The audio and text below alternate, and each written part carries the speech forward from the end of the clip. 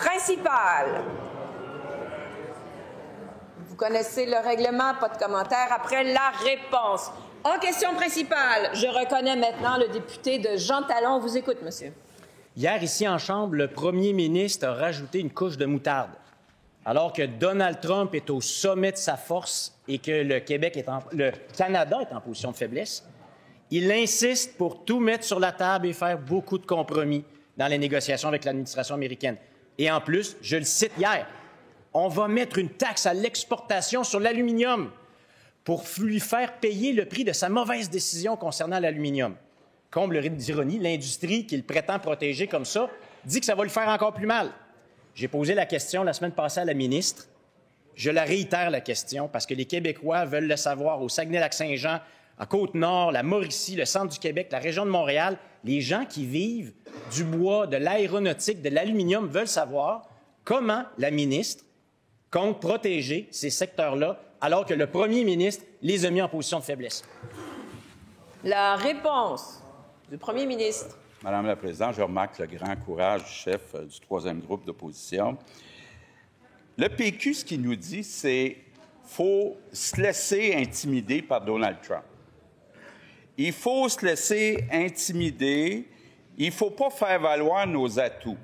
M. Trump nous dit « J'ai pas besoin de votre bois, j'ai pas besoin de votre aluminium, j'ai pas besoin de vos minéraux critiques. » Et qu'est-ce qu'a fait le PQ? Il dit « Ben oui, effectivement, M. Trump a raison. » Hein? Le chef du troisième groupe d'opposition défend M. Trump.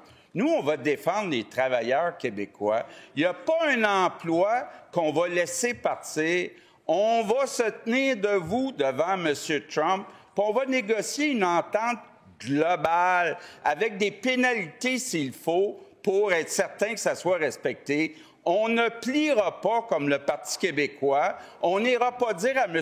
Trump « Vous avez raison, voici notre aluminium pas cher, voici notre bois pas cher, voici nos minéraux critiques pas chers. » On va se tenir debout contrairement au Parti québécois.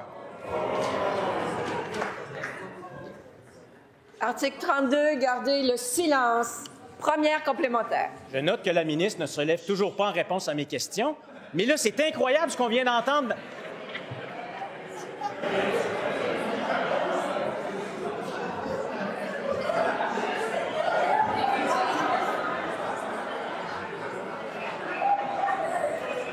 Alors, un petit rappel ici au règlement. Monsieur le leader du gouvernement, brièvement, quel est votre rappel?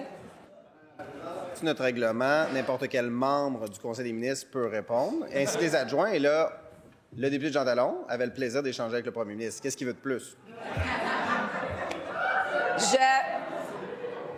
Monsieur le député de Matane-Matapédia, quel est votre rappel au règlement? Je vous reconnais, mais quel est-il? Vous allez l'entendre à l'instant, Madame la Présidente.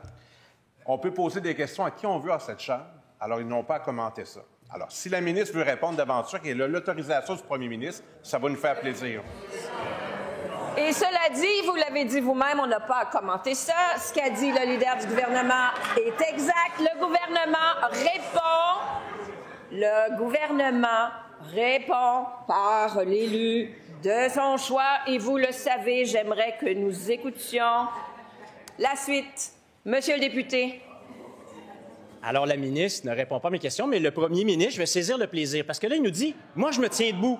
Je me tiens debout. Alors, la semaine passée, on disait, les cartes bien ouvertes pour tout le monde aux États-Unis. Mais là, en plus, il prend ses cartes. Puis là, il les donne. Tiens, l'aluminium, je te le donne. Tiens, les bois, je te le donne. Tiens, l'aéronautique, je te le donne. Il ne reste plus rien.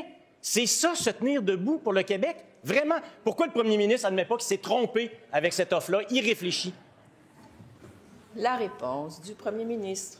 Madame la Présidente, contrairement au chef du PQ, nous, on est conscient que le Québec a des atouts extraordinaires. On a des ressources naturelles que voudrait M. Trump. On ne va pas y donner. On a des minéraux critiques. On a de l'expertise, Madame la Présidente, en aéronautique. On a du bois. On a de l'électricité pour fabriquer, entre autres, de l'aluminium, ce que les États-Unis n'ont pas. Donc, oui, on va exclure rien pour leur faire payer parce que c'est pas vrai qu'ils peuvent nous remplacer. Nous, on va se tenir debout On ne va pas rester assis comme le chef du PQ. Deuxième complémentaire.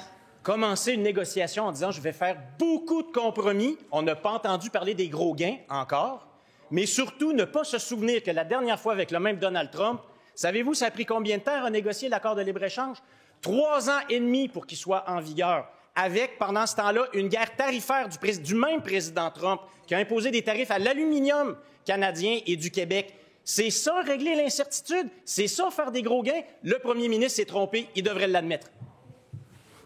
La réponse du premier ministre. Présidente, je suis d'accord, là, pour une fois, avec le député. Ça va prendre du temps à négocier avec M. Trump. Mais plus vite on commence, plus vite on va être capable d'essayer d'avoir une entente globale. Je ne comprends pas le PQ qui dit « attendons en 2026 ». Si on retarde le début des négociations d'1 an, ça veut dire qu'on retarde éventuellement la conclusion d'1 an. Je pense que c'est important qu'on mette M. Trump devant ses contradictions. Il a besoin de notre aluminium, il a besoin de notre bois, il a besoin de nos minéraux critiques, puis on va se tenir debout, on ne restera pas assis comme le chef du PQ, on ne pliera pas devant M. Trump. Question principale.